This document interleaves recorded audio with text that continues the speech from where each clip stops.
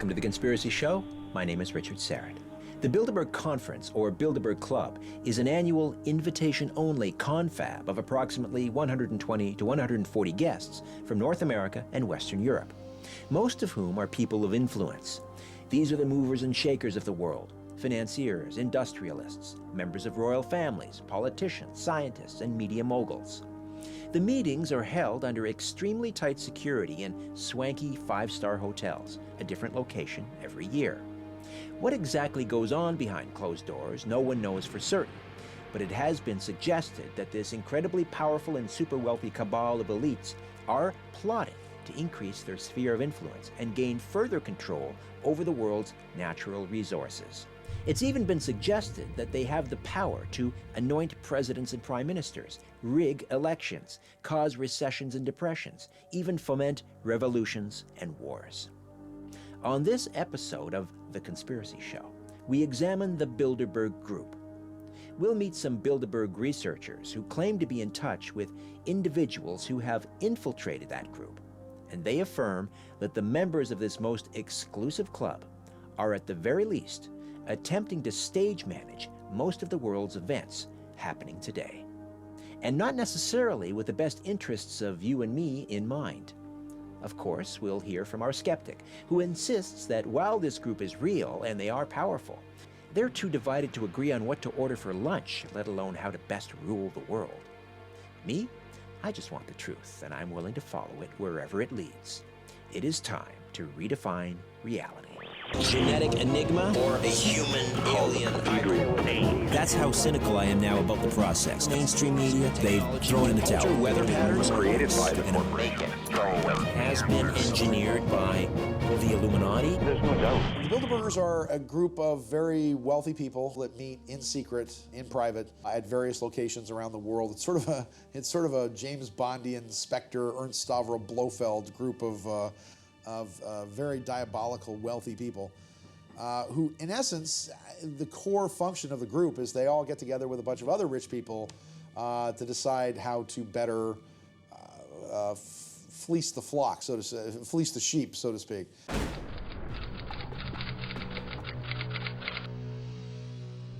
The secrecy behind the meetings themselves has a great deal to do with the fact that you have politicians, congressmen, senators, heads of corporations that all go to these meetings, and they basically plan strategy. They decide which war is going to be fought, who's going to go up against who. These are major players in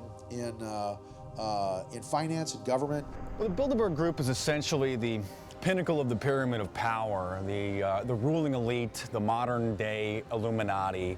When we talk about people who run the world, the shadow government, these secret societies that are pulling the strings, this leads to the Bilderberg Group. They're the most powerful secret society that shapes the world, the culture, finance. They start the wars, etc.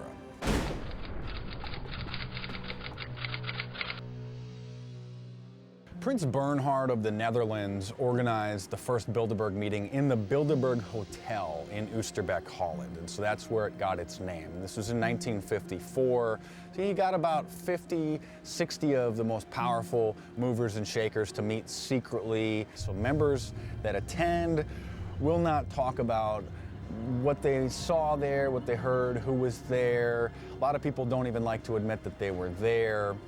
And it's interesting to see the power of the Bilderberg Group, because every year this group meets, about 100 to 120 of the world's most powerful men and women, but yet there's a total blackout in the mainstream media year after year after year. So you can't say that it's not at least interesting and newsworthy that all of these people are meeting every year under armed guards. They lock the hotel down, there's private security firms there, local police.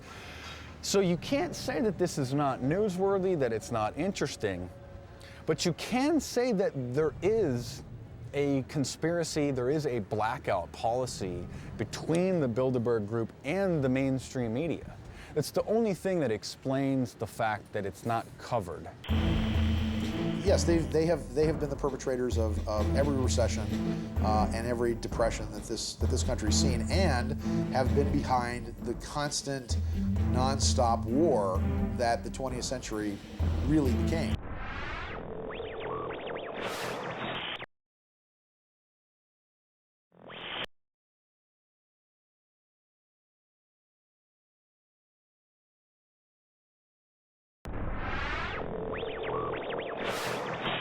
Yes, the Bilderberg Group is a very interesting and mysterious organization. Until recently, no one ever heard of it at all, and yet it's one of the most powerful groups in the world.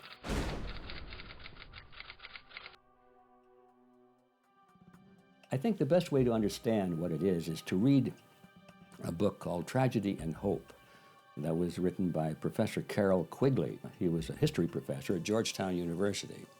And interestingly enough, Quigley was Bill Clinton's mentor. When Clinton went to Georgetown University, he became very close with Quigley. And when Clinton was finally nominated to the presidency at the Democratic Party convention, in his acceptance speech, he acknowledged Professor Quigley.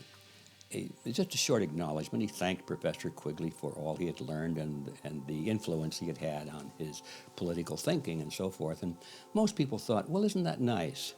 He's mentioning and giving honorable mention to some nice college professor that influenced him. Well, they didn't know who Quigley was. Quigley was more than just your average professor.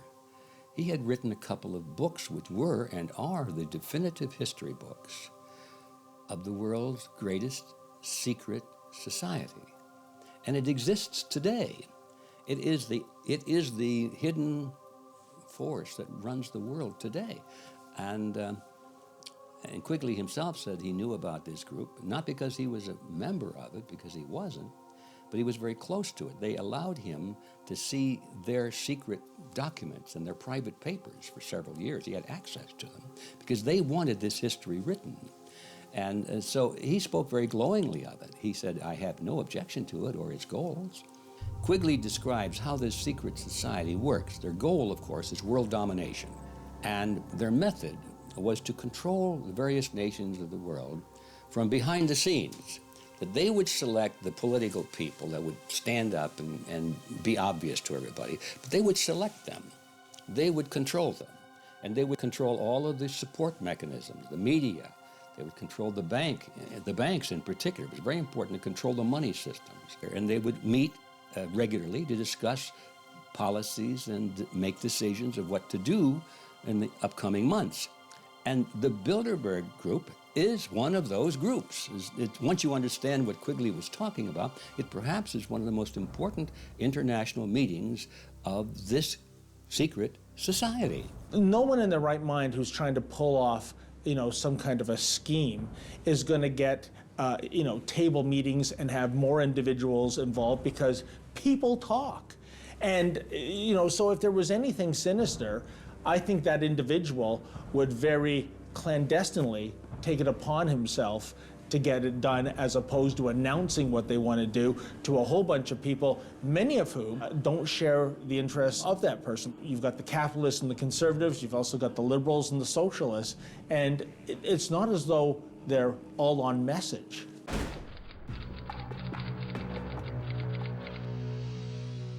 With all the diverse interests that are part of these meetings, I can't even see them getting together to order the right pizza for lunch, let alone staking out how they're going to rule the world as though they're playing some gigantic game of Risk. Okay, granted. But they rolled into town a couple of years ago near Ottawa, cleared out the hotel, massive security, and a virtual media blackout. You don't hear about the Bilderberg meetings on the nightly news. Why all the secrecy? Well, I think there was even some press releases issued, but beyond that, We don't have access to, say, a presidential cabinet meeting, right? We don't even have access to the NFL Rules Committee. Much like any organization, they have what's called in-camera meetings. And I mean, you'd think that with the word in-camera means it's on camera. It's actually precisely the opposite. It's behind closed doors. And simply, it's in order to get things done. I mean, when you look at the membership of the Bilderbergs too, Richard, yes, there's capitalists, there's conservatives, but you know what? There's liberals, there's socialists. And I think if there was anything really dire, really sinister happening, you just can't keep this kind of grandiose secret society under wraps, especially in this day and age.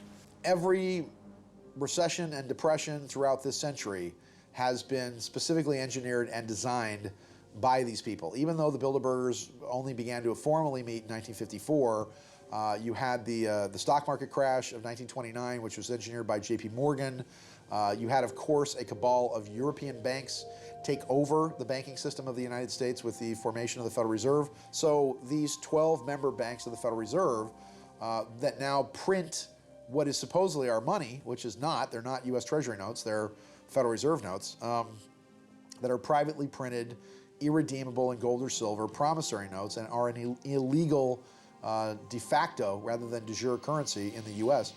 Yes, they have been the perpetrators of every recession and every depression that this country's seen, and have been behind the constant, nonstop war that the 20th century really became. I mean, starting with the First World War, you can see the entire 20th century is just one long war. First World War, everybody stops and repopulates, rearms. Second World War, then you have the Cold War, then you have Korea, then you have Vietnam, then you have the various adventures, if you will, around the world.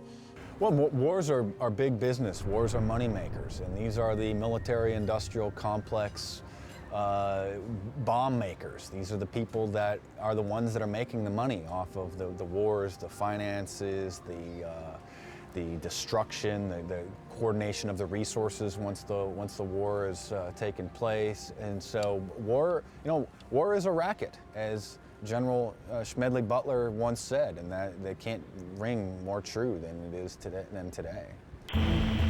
It's very clear from the leaks that come out of Bilderberg that they are the ones that decide who's going to be president. Who Bilderberg decides to put their power and finance behind is who becomes the next president.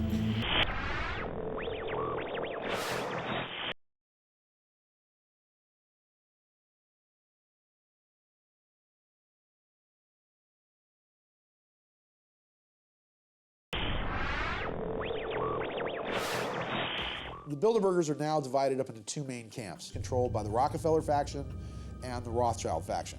The Rothschilds control most of the money. They control the royal houses. They control the fortunes of the Queen of England, the Queen of Spain, the kings and queens of Scandinavia. So they control mostly the financing. The Rockefellers, on the other hand, control oil and technology. That's why you always have a Secretary of State for the United States that usually comes from the Rockefeller camp. The wars that are going on inside the Bilderbergs now have more to do with technique and process than they have to do with the ultimate goal. The ultimate goal is a George Orwell 1984 style totalitarian superstate using the new technology that's coming out to enslave and oppress the entire planet. That's their goal. Do you think the Bilderberg Group has the power to decide who will be the next president of the United States? Absolutely. They are the ones that sort of coordinate and decide amongst the ruling classes and coordinate where their funding is going to go, who's going to get funded, who's going to get promoted, who's going to get slandered, who's going to get attacked. It's very clear from the leaks that come out of Bilderberg that they are the ones that decide who's going to be president. Who Bilderberg decides to put their power and finance behind is who becomes the next president. I mean, we are talking about very influential, very powerful people, the wealthiest people on the planet, perhaps even the most powerful people on the planet. Don't you think that if they wanted to do some of these things, for example, destroy an economy, foment a war, decide who gets to be president, that they would be able to pull it off? Well, you know, Richard, I look to government and I ask you this question. When have you ever seen a government project come in on time, and under budget. I mean, the fact of the matter is, if this is secret society is gathering in order to be a puppet master, pull the strings, control the world, I look around the world today, I see terrorism, I see failed states, I see anarchy even. I mean, for a group that is supposedly all about control, doesn't seem to be doing a very good job of it. Here's the deal. No one, I think in not just the United States, but in the world, achieves any amount of power without being guilty of some great crime.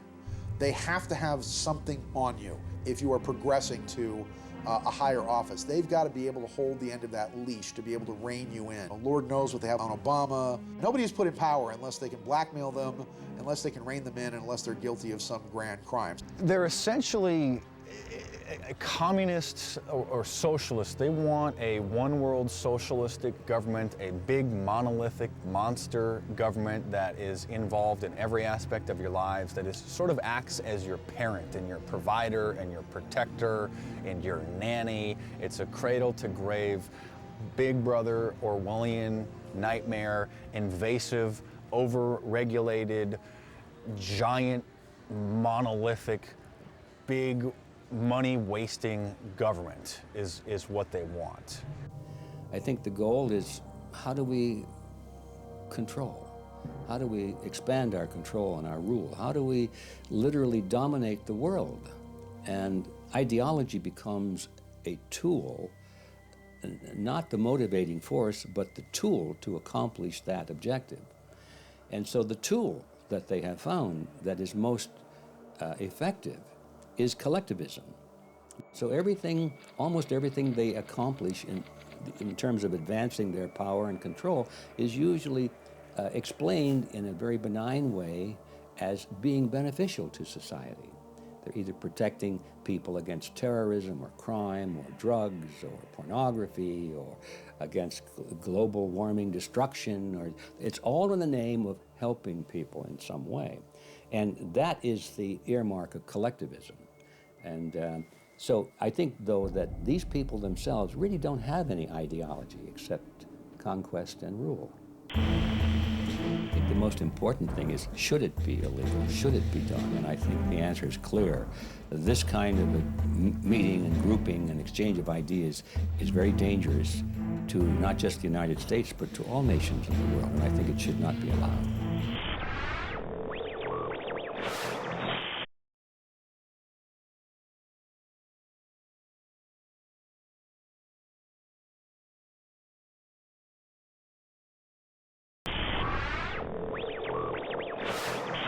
Discussions that should be taking place in the halls of Congress or in Senate committee hearings are taking place in the Bilderberg group meetings. And of course, nobody can talk about it. And many people believe that this is a violation of the Logan Act in America, which is a law that states that public officials can't enter into negotiations with foreign entities, foreign governments, if they're not authorized to do so by Congress. And so when you look at the information that's leaked out of the Bilderberg group meetings, it seems that this is a clear violation of the Logan Act, that many United States officials are clearly violating the United States law. By the way, a large majority of these people who attend the meetings that are government officials, it's against the law for them to go to a meeting like this that's secret and private on the government dime. Canadian officials, for example, are not allowed to attend top secret meetings that are being funded by the government that the public knows nothing about. In many cases, you have a lot of the officials at this thing breaking laws in their own country to be able to attend these meetings. If it's not illegal, in my view, it should be. But you know, these people have ways of explaining things, and many of them are successful attorneys, and they can always find some little loophole or some unique creative definition of a phrase to get around it. I think the most important thing is, should it be illegal? Should it be done? And I think the answer is clear. This kind of a meeting and grouping and exchange of ideas is very dangerous to not just the United States, but to all nations of the world, and I think it should not be allowed. Well, as I understand the Logan Act, that's to prevent individual U.S. citizens from essentially acting as though they are proxies of the U.S. government. Again, I just can't get my head around how you can keep something of this magnitude secret. Maybe it's just a bunch of people talking. I mean, you know, when it comes to conspiracy culture, consider this, that, you know, maybe it's coincidence. You know, maybe you're wrong, you know. When it comes to buying into this kind of a conspiracy existing, and I'm basically from Missouri. Show me. Give me some evidence. For the non-conspiratorial, the annual Bilderberg Group meetings simply provide an opportunity for participants to speak and debate candidly away from the prying eyes of the media. However, partly because of its working methods to ensure strict privacy, the Bilderberg Group is accused of conspiracies. This outlook has been popular on both extremes of the political spectrum, even if they disagree on what the group wants to do. Some on the left accuse the Bilderberg Group of conspiring to impose capitalist domination, while some on the right have accused the group of conspiring to impose a world government and planned economy. I think it's only prudent that we expect the world's wealthiest 0.001% to fight tooth and nail to hold on to what they've got, and to act in their best interests, not ours. So what does that mean? It means that we can count on members of the Bilderberg Group to at least try to tilt the odds or fix the game in their favor, and use every available means at their disposal. Does that include political assassination, fixing elections, creating fear in the herd by creating false flags and phony wars on terror? I believe they would, and they do. Can't be 100% certain of what goes on in those five-star hotels, but I'll tell you one thing. They ain't playing canasta in there. And now, I'd like to know what you think. You can contact me through our website, theconspiracyshow.com. In the meantime, don't be afraid.